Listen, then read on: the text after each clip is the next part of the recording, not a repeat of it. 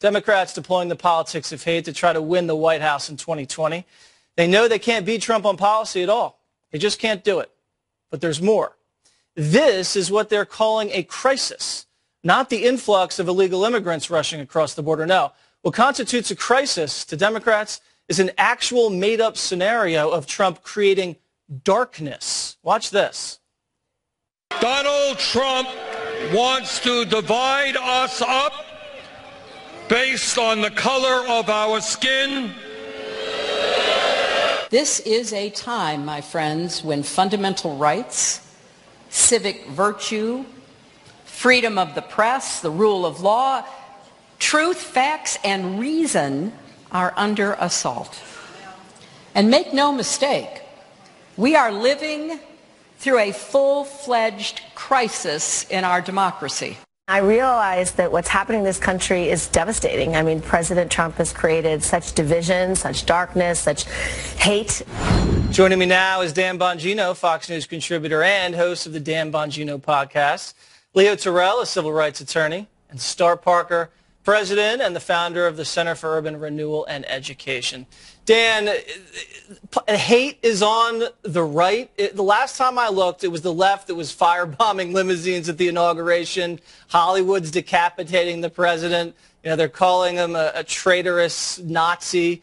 Wherever I look, most of the hate's on that side, not on the right. Yeah, Jesse, I just got done watching Sean's show where they had a college kid on who got decked in the face by a Berkeley kid who was upset he was recruiting for a conservative ballot. I mean, it's almost ridiculous, but there's a tactical reason the Democrats do this. They took a twofold strategy years ago, right? They understand that their ideas only appeal to a limited portion of radicals: high taxes, government-controlled health care, a monopoly on public education. So what did they do, Jesse? They knew they couldn't get you to vote for their ideas, so they decided to paint Republicans as racist, hoping you would just vote against them and that maybe they'd get a majority once in a while. That, in conjunction with stacking the courts, they think will get them across the finish line. But they're the ones stoking division. Law and how important it is for her. You know, the transition of power to President Trump has not been peaceful. I mean, there's been stings, there's been leaks, there's been unmasking. Now they want to impeach the guy in the first term. Don't you think that would contribute to some of the crisis in the democracy that she's talking about? No, the crisis is very simple. The people down in Selma, what Hillary and Bernie were saying was that Donald Trump has polarized this country so bad on issues of race, his hatred, and the issues are very simple. Donald Trump, look at Charlottesville. Look at the situation where Donald Trump talks about the issue of the Muslim ban. And I would submit to you that Dan will tell this audience that Donald Trump has never said a racist thing. You know why? Because Dan's afraid of Donald Trump, and Dan will not admit that Donald Trump has said racist comments the last 3 years. Isn't that true, Dan? Dan, go ahead. I'll let you respond to the personal attack. You're a liar. Be honest, Dan. Just be honest. You are just be honest. Has Donald Trump said anything racist? Has Donald Trump said anything racist, Dan? Leo, let him finish. Leo, let him finish. The answer is no. See? Wait, that's why. You're a liar. God, he's afraid because Muslims are not banned from the United States. You have no credibility. You're afraid of Trump. You're just lying. You're afraid of Trump. Because you have nothing else. You have just told everyone that in the national audience, Donald Trump has never said a racist thing. All right, guys, let's put the personal attacks down for 1 second. Star Parker, we talk about division in this country. Leo right there demonstrated some divisiveness. Came out with a personal attack, not on policy. That was personal. How do you see it? Yeah. I see it as the Democrats have divided us a long time ago. They started about 50 years ago. They segmented us into all these little people populations, and Donald Trump is bringing us all together. He's fixing everything for everyone, and they hate it. They're coming in totally unglued, and Selma is an example of the left trying to take advantage of a point in history that has solved itself. We are more united as a grassroots community of people. It's only the fringe of the Democrats, and so they'll try to stir up anything. They are losing the black community. They're losing the black vote, and they're having problems with that. Hey, Leo, do you think, to Star's point, just for 1 second, it's appropriate for Hillary to make a correlation between Selma and the Trump era? I mean, they had, you know, armed federal agents going down to beat up black people back then. That's not happening now. I think that trivializes what really happened down in the 60s. Jesse, you got Star and Dan, two apologists. They don't see racism from Donald Trump because they're afraid of him. This is a new type of racism. Wait, Donald Trump sends out dog whistle. Hey, Star, has Donald Trump said anything racist? Hey, Dan, has Donald Trump said anything racist? You're not going to say Leo, no. You're not going to say yes. Actually, I'm going to say yes. Let me tell you why.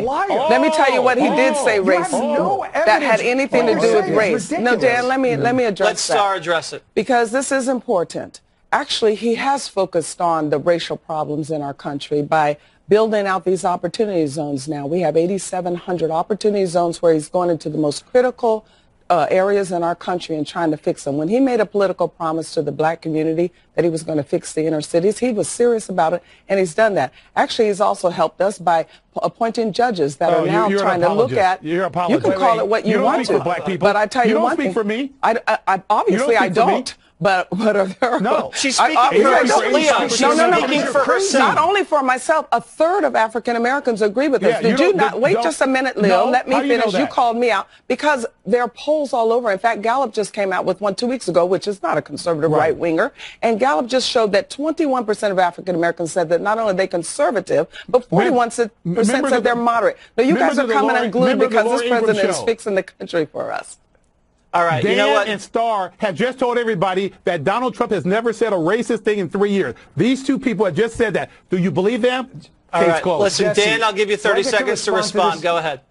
Okay, Leo's clearly insane. I don't know how he managed to bypass the Booker. This guy's out of his mind. I'm sorry. But Donald Trump, there has never been an allegation that Donald Trump was a racist until he ran for president as a Republican. Leo is nuts. He's race baiting people on the show. He has no evidence of anything he's saying being true. And he just lied to the audience saying that Muslims are banned from the United States. I was unaware of that because if you're Muslim, you're allowed in the United States like anyone else. He's making that up to bait me and Star into a debate because he has no facts, because he's been vaccinated against facts at an early age like every other liberal. All he has is this garbage nonsense that Donald Trump is a racist. It's disgusting. It's disgraceful. He should be embarrassed for saying it. All right, Leo, we're going to move on to another subject. Yeah. We're going to give you another shot at this, okay? Because we're going to change topics, all right? Stay with us.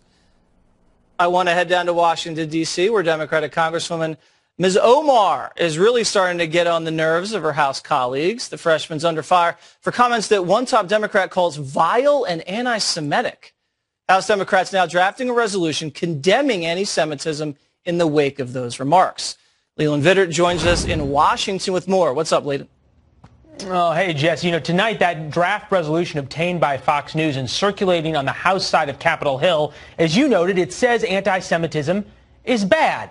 But missing is the name of the person at the center of it all, Ilhan Omar, the congresswoman from Minnesota. Her latest questionable remark alleges and alludes to the long-standing anti-Semitic claim that Jews can't be trusted because they might have split allegiances with Israel. I want to talk about the political influence in this country that says it is okay for people to push for allegiance to a foreign country.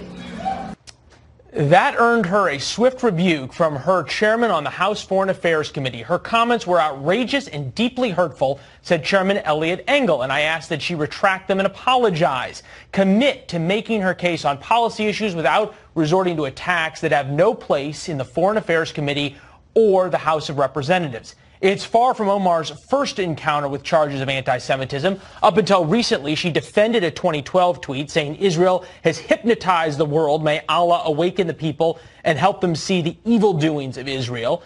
In a Yahoo News article, she recently compared Israel to Iran. On February 11th, she tweeted it's all about the Benjamin's baby, suggesting that Republican support for Israel is driven by campaign donations. Omar defended her latest comments by tweeting yesterday, "I'm told every day that I'm anti-American if I'm not pro-Israel." This comes at an uncomfortable time for House leadership. Over the weekend, this cover of Rolling Stone magazine hit newsstands with Omar, Speaker Nancy Pelosi, and two other House Democrats on the cover. The @Pelosi account tweeted out the cover. Now, Speaker Pelosi and her team must, of course, deal with the division in their own caucus over how to sanction Omar. As you just heard, Jesse, Eliot Engel seemed to question whether she's even fit to serve on the Foreign Affairs Committee, while that draft resolution does not even mention her name. All right, Leland, thank you. Back to the panel now. Dan, Leo, and Star. Well, I don't even think what matters is on the cover of Rolling Stone magazine because nobody even buys it anyway. But Dan, it's not just Republicans saying Omar has a problem with anti-Semitism. It's Nancy Pelosi, the Anti-Defamation League, the Jewish Policy Center, have all called her statements offensive and prejudiced. Do the Democrats have a problem with anti-Semitism? They do. And Jesse, to be fair, I want to applaud the Democrats who've taken a stand against Representative Omar. This is clearly an anti-Semitic trope she lobbed out there. And just imagine, and the way to do the test for racism or anti-Semitism is to replace the roles, right? If we had accused Representative Omar of dual loyalty to a Middle Eastern country, let's say, we would be accused of Islamophobia immediately. Well, more than that, we'd be fired. So. We'd be fired. Oh, you'd be fired. Yeah. You wouldn't be off the air. This would be the last time you'd see accusation, and I'm glad some Democrats are speaking out. They do have a problem. The answer is yes. And will Leo speak out against Congresswoman Omar? Leo? Oh, well, let me just tell you right now. This is the beautiful part of the Democrat leadership. Omar has made anti-Semitic comments, and the House leadership, Jesse, is taking action. Unlike the Republican leadership and Dan and Star, they won't take action against Trump. The House Democrats are going after Omar, saying that her comments are wrong. But you see how the Republican leadership and Dan and Star, Leo, I don't know if you've been awake for the last 2 years, but the Republican leadership, any chance they get to criticize Trump, they do. They're always saying this and that. They're not in lockstep with the president. Are you kidding me? I mean, they have not circled the wagons around this president like other people have. Come on. Mitch McConnell is in Trump's pocket. Dan and Star's in Trump's pocket because they're afraid of his Twitter. I can't even respond to Trump's Twitter. Why don't you stop saying that? Because maybe there are other reasons that we support President Trump.